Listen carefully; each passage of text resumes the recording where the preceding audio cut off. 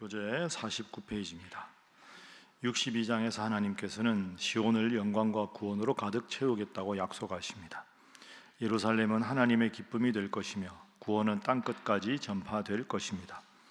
63장에서는 하나님께서 붉은 옷을 입고 에돔에서 돌아오는 전사의 모습으로 나타나며 홀로 민족들을 심판하셨음을 선언합니다. 이어서 하나님께 과거의 은혜를 기억하셔서 현재의 고난에서도 구원해 주시기를 간구하는 기도를 드립니다. 62장은 회복입니다. 회복. 그렇죠? 방금 교재에서 본 대로 63장은 다른 민족들을 심판하시고 이스라엘을 지키시는 하나님의 모습입니다. 자, 어제 우리가 61장부터 쭉 연결되는 걸로 보면 하나님은 빛의 근원이시고 우리는 그 빛을 받아서 반사하는 존재다. 그러니까 내 속에 빛이 있고 내 속에 기쁨이 있고 내 속에 감사가 있어도 그 양은 지극히 미미하고 하나님이 나에게 빛의 근원이 되어주셔서 그걸 세상을 향해서 반사하는 존재. 하나님은 광원이시고 우리는 반사체다. 그러니까 우리가 교회에서 늘 고백하는 것이 하나님의 은혜입니다 하는 고백도 내 속에 있는 것으로 누군가를 사랑하거나 내 속에 있는 것으로 인내하거나 내 속에 있는 것으로 지혜를 구하기에는 어렵다.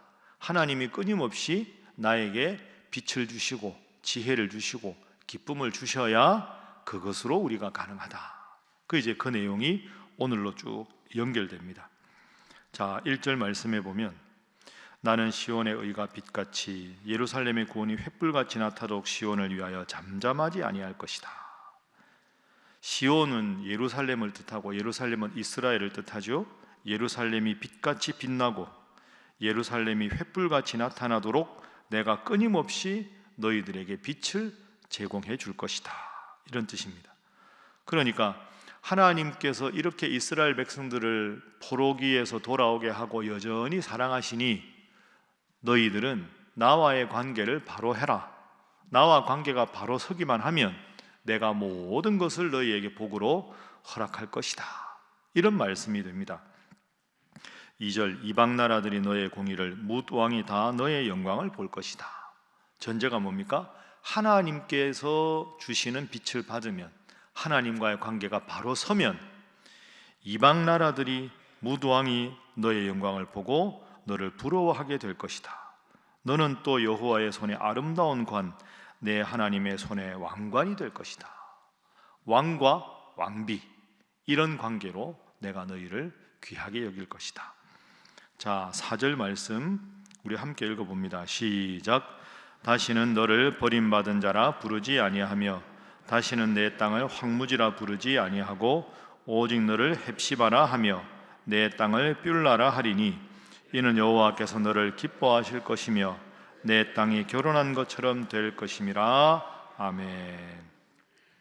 다시는 너를 버림받은 자라고 부르지 않고 다시는 너를 황무지라 부르지 않을 것이다.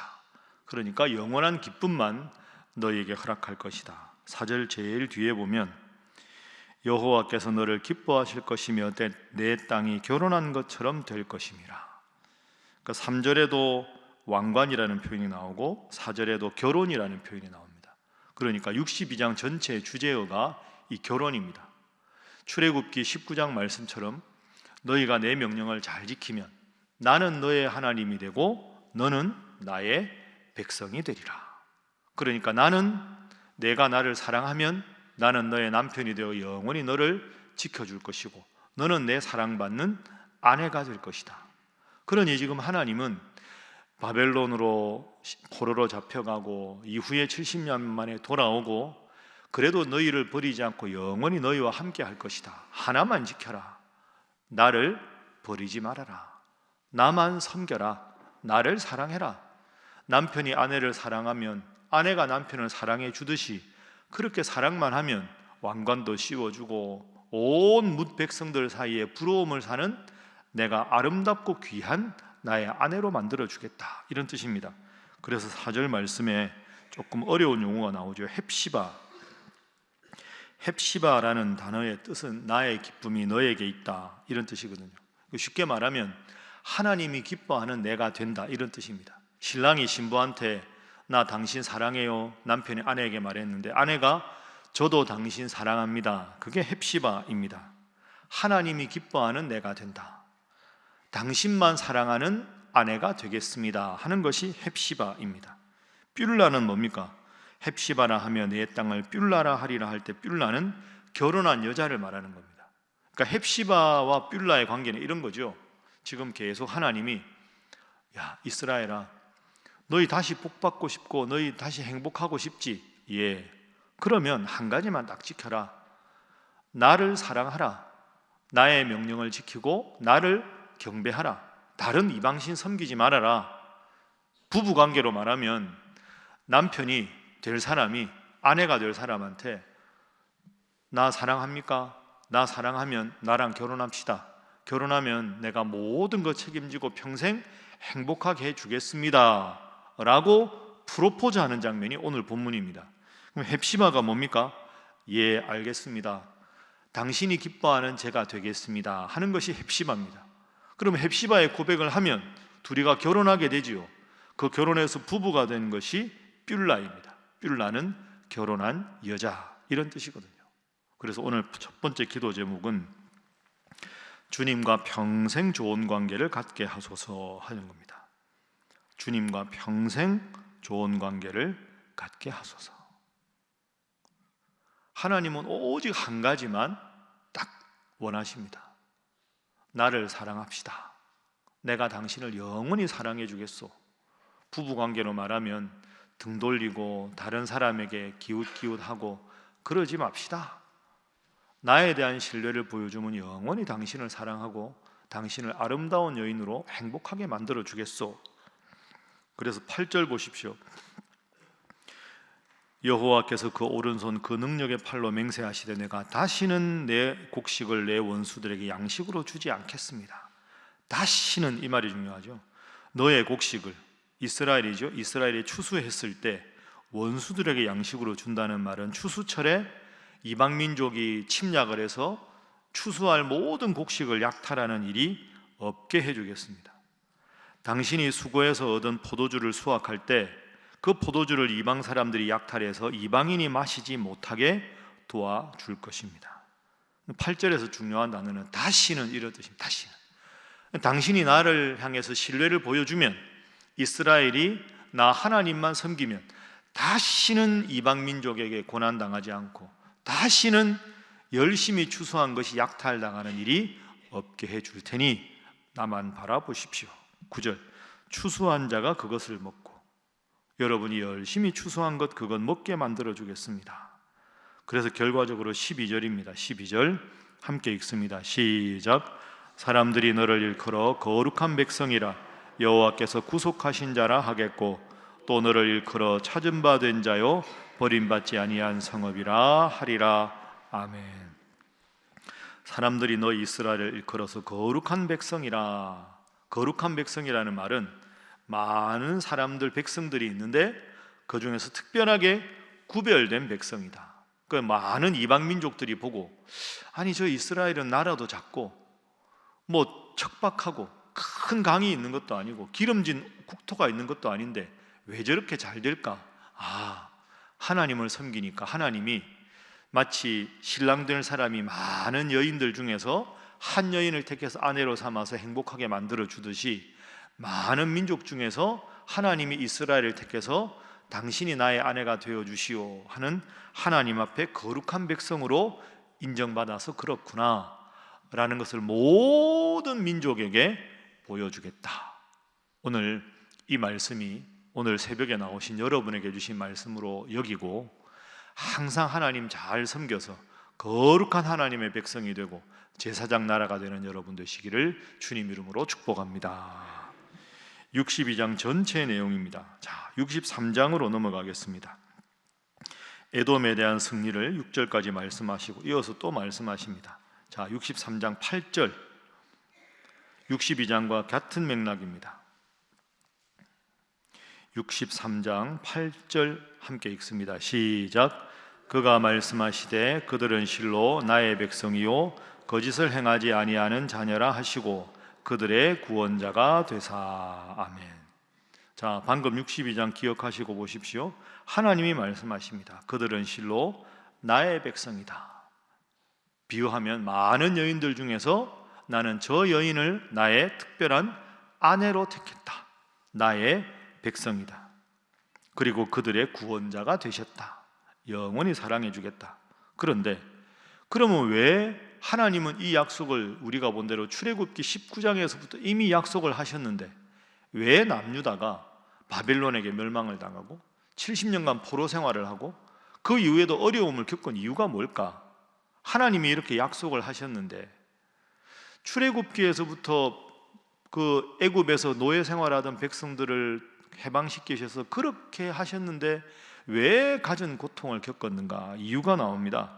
자, 9절 그들의 모든 환난에 하나님이 동참하시고 그들을 구원하셨고 그의 사랑과 그의 자비로 그들을 구원하시고 모든 날에 그들을 드시며 안으셨으나 많은 여인들 중에 내 아내라고 사랑하셨으나 10절 함께 읽습니다. 시작. 그들이 반역하여 주의 성령을 근심하게 하였으므로 그가 돌이켜 그들의 되적이 되사 친히 그들을 치셨더니. 아멘. 한번 따라해 보시죠. 그들이 반역하여. 이게 중요한 점입니다.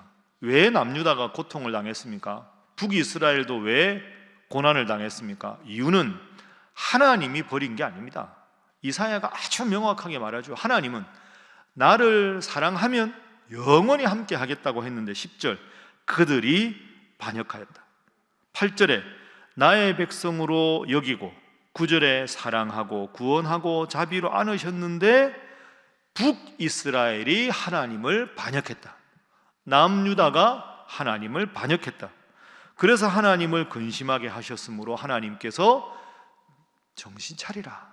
너희가 왜 죄악된 길로 가고 우상숭배, 영적인 가름을 행하느냐?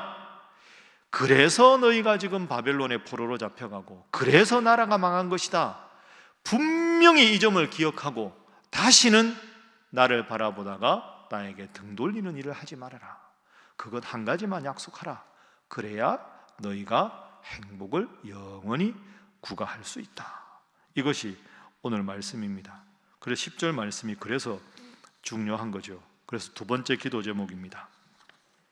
두 번째 기도 제목은 첫 번째와 같은데요, 평생 주님께 등 돌리는 일이 없게 하소서 하는 것입니다. 첫 번째 기도 제목은 주님과 좋은 관계를 갖는 것이고, 두 번째는 주님께 등 돌리는 일이 없게 하소서. 하나님은 결코 시건치 아니하시는, 자기 약속을 변개하시고 거꾸로 하시는 분이 아닌데 그들이 반역하였다. 그럼 오늘 본문을 읽는 우리는 어떤 마음을 가져야 할까요? 내가 하나님을 믿는데 지금 하나님께로부터 등 돌리는 게 뭐 있을까? 하나님이 나를 보시고 안타깝게 여기시고, 야, 그 점은 돌이켜야 하는데 라고 나를 보고 안쓰럽게 여기시는 나의 잘못은 무엇인가? 하나님 앞에 회개해야 될 죄가 무엇인가? 그걸 깨닫고 그걸 돌이키면 하나님은 영원히 나를 사랑하신다. 여러분, 죄가 뭡니까? 죄는 하나님께 등을 돌리는 겁니다. 죄라는 단어가 신약 성경에 쓰여진 그 죄라는 단어가 몇 가지가 있는데 제일 대표적인 게 하마르티아라는 단어입니다. 하마르티아라는 단어는 우리가 양궁할 때 궁수가 이렇게 활을 쏠 때 화살이 관역에서 벗어났다, 이게 죄라는 단어의 어원입니다. 그러니까 성경이 뭘까요? 성경은 하나님이 야, 이렇게 해라, 이렇게 나를 사랑하면 내가 모든 걸 다 해주겠다 하는, 하나님이 이렇게 살아라 하는 관역을 주셨는데 관역을 겨누지 않고 엉뚱한 데 겨눠서 화살이 관역을 벗어난 것, 다른 말로 하면 하나님의 뜻이 정해져 있는데 하나님의 뜻이라는 관역을 벗어나서 내 욕심대로 죄를 짓는 것, 그게 죄입니다. 내가 부족해도 관역을 향해서 조준하다가 관역 중앙에 안 맞아도 좋으니 관역을 향해서 정확하게 정조준을 하려는 노력만 있으면 하나님은 야, 너 10점 아니어도 된다, 9점 아니어도 된다, 8점 아니어도 된다, 그래도 관역 보고 애쓴 너의 모습이 훌륭하다. 그러면 하나님은 사랑해 주시는데 애초에 관역에는 관심이 없고 엉뚱한데 정욕을 따라 욕심 부리고 탐욕을 따라 살아가니 그것은 잘못이다. 여러분, 성경 전체의 핵심이 사실 이거 아니겠습니까? 하나님을 바라보고 살면 하나님이 책임져 주신다. 하나님을 바라보지 않고 세상적인 데 빠져 있으면 하나님은 안타깝게 여기시고 결국 나의 잘못으로 하나님 앞에서 행복한 삶을 잃어버리게 된다. 오늘 말씀 꼭 기억하셔서 가장 단순한 것 같지만 하나님께 여러분의 온 모든 신경을 집중하시고 하나님 기뻐하시는 일을 하셔서 그 하나의 성공함으로 인생의 큰 은혜와 복과 감사와 기쁨이 형통한 여러분이 되시기를 주님 이름으로 축복합니다. 기도하겠습니다. 하나님, 오늘 우리 평생에 기억할 귀중한 말씀 주시니 감사합니다. 주님과 평생 좋은 관계를 유지하게 하시고 단 한순간도 적은 일에도 주님께 등 돌리는 일이 없게 하여 주옵소서. 때로 속상해도 때로 답답한 일이 있어도 주님이 더 깊으신 뜻이 있으시겠지, 주님은 나를 사랑하시는데 내가 주님의 뜻을 아직 깨닫지 못해서 그런 것이겠지 생각하고 등 돌리지 말고 그래도 우직하게 주님 바라보며 믿음 생활에서 결국 모든 것이 합력하여 선을 이루어 주신 하나님의 크신 은혜와 능력이 우리 성도들의 삶에 충만하게 역사하여 주옵소서. 위에서 여러분 기도하시고 우리 153 새생명 초청잔치 전도 대상자들을 위해서 간절히 기도하시고 또한 이 일을 위해서 다음 한 주간 특별 새벽 기도회가 있습니다. 말씀을 전하는 이 목사에게 성령께서 충만히 역사하시고 영육간에 강건케 하시며 주님 지혜의 말씀으로 함께 하시고 피곤치 않도록 역사하여 주시며 온 교회가 기도하는 일에 힘써서 성령이 충만하며 주님의 능력이 충만한 복된 성도와 복된 교회가 되게 하여 주시옵소서. 함께 기도합니다. 주여 믿습니다. 주여 믿습니다. 주여 믿습니다.